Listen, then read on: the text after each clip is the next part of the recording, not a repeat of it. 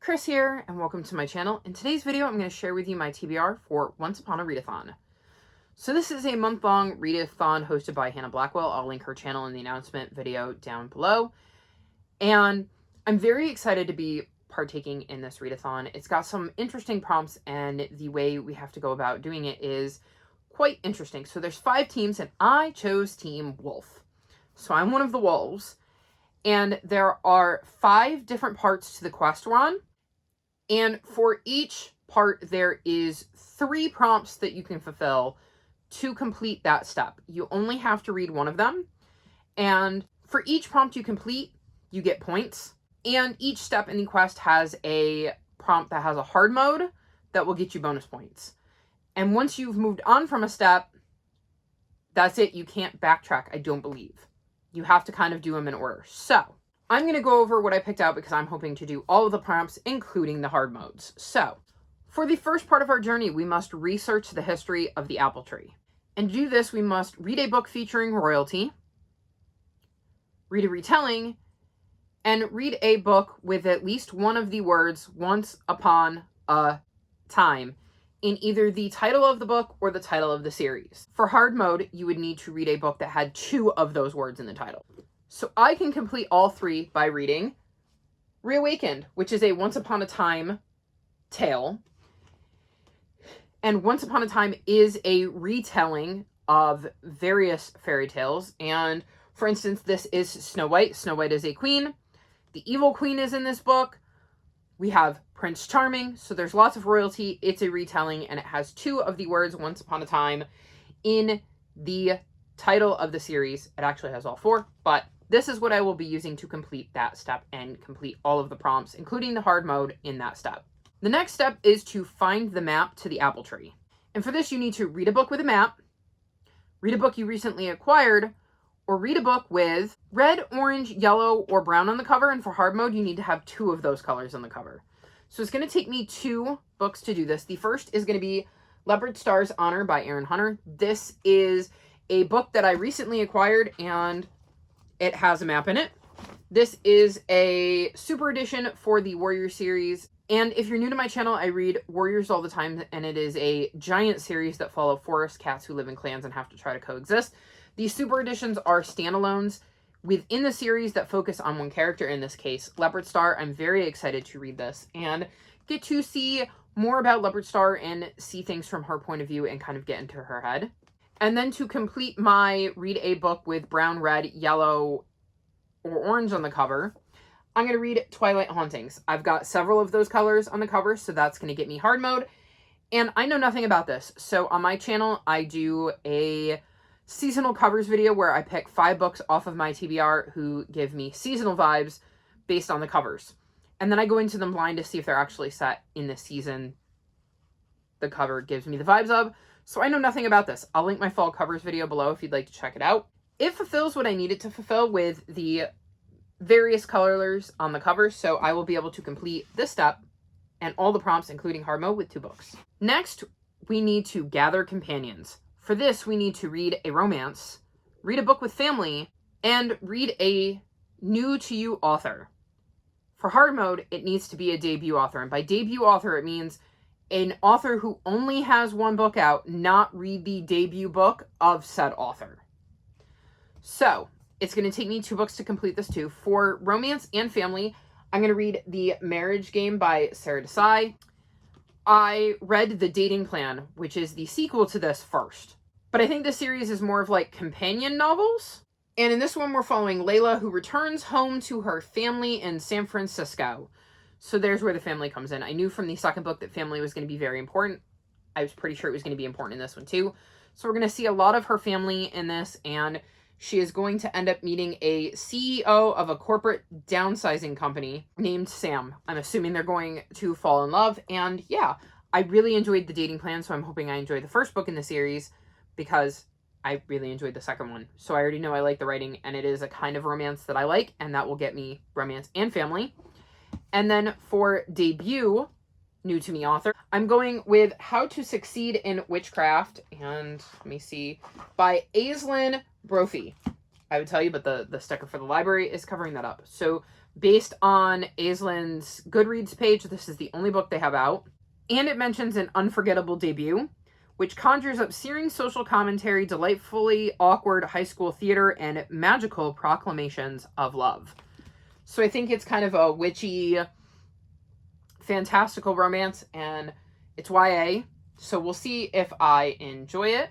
I'm hoping I do. It was a book I wanted to get to that I had marked on my want to read shelf, and this was such a tricky prompt because you couldn't read the debut book of an author. You had to read an author who only had one book out, and it took me ages trying to find one. So hopefully I will love this.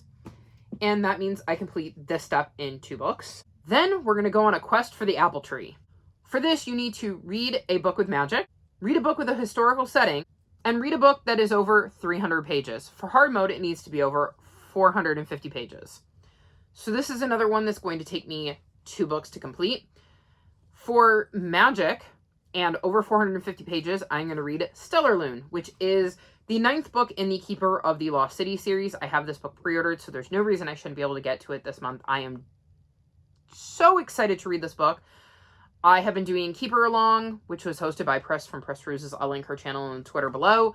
And I've just really enjoyed my reread in the lead up to book 9 this year, and I cannot wait to get my hands on this. And it's like 800 pages, so definitely over the 450 page mark. In this series, we're following Sophie, who in the first book finds out that she's an elf, which makes a lot of things make sense since she has the ability to read minds and is telepathic.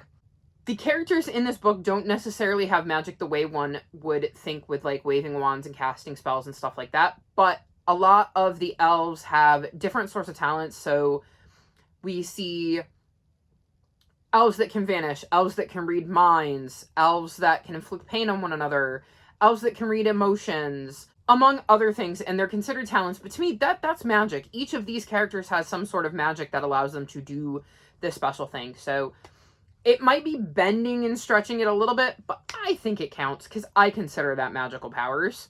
I know if I woke up tomorrow and was telepathic, I would think I had some sort of magic. So yeah, that's what I'm going to do for magic and over 450 pages. And then for historical setting, I'm going to read Lady Rights Are Wrong by Eliza Casey. This is set in the early 1900s, and it's a cozy mystery series. And I really enjoy book 1. I'm excited to get to book 2, but there's my historical setting. So I will be able to complete this step with 2 books as well.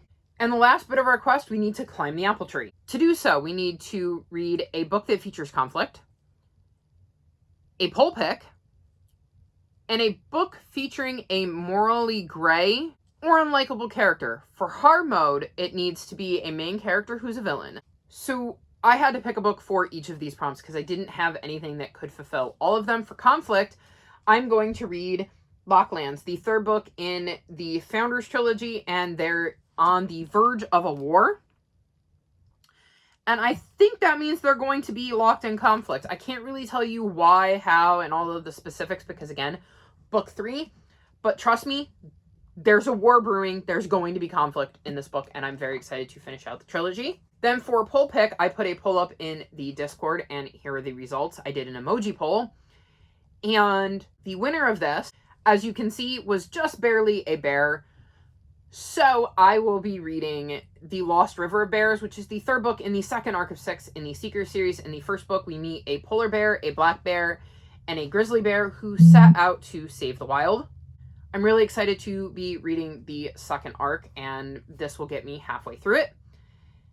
The other options, in case you were curious, was a dog for the next book in the Survivors series, which is also by Aaron Hunter. Both Seekers and Survivors, along with Warriors, is written by Aaron Hunter. I think it's Custom Baked Murder, which is the 5th or 6th book in the Positively Organic Mystery series, was the cookie. I used a cookie because it's a cozy mystery, and it had baked in it, and it was another series I was planning on continuing. And then the last book on there was a baseball, and that one represented Who Was Babe Ruth, which is my nonfiction book of the month. So I tried to make it easy. I went with books I was going to read anyways for poll pick, because why not? And then the last one needs to feature a main character who's a villain if I want to do hard modes. For this, I'm going to read a novella in the Warrior series called Tiger Claw's Fury. I'm not going to explain other than to tell you that Tiger Claw is definitely the villain, which is a bit of a spoiler for parts of Warriors if you've heard of Tiger Claw, and he hasn't shown his villainous ways yet. Though I think if memory serves, we learn pretty early on after meeting Tiger Claw that he's a villain. But this novella is told all from his point of view. He is absolutely a villain, and so I will be reading this novella to fulfill that prompt. And it was really, really hard to think of a book that I wanted to read that had a villain for a main character. So when this popped into my head, I was so excited because, one, I'm trying to eventually catch up on the series, and two, it's a novella, so it'll be a quick read. So this is most of my TBR for the Once Upon a Readathon. I'm really excited to be taking part. It seems like it's going to be a lot of fun and definitely quite the eclectic mix of books I've chosen. If you're partaking, what team are you on? I would love to know. Also, go Team Wolves. All of my social media is linked in the description below if you'd like to come chat with me. If you've made it this far in the video, leave me emojis that are associated with fairy tales, cause once upon a time. Like this video, subscribe to my channel, and I'll talk to you next time. Bye!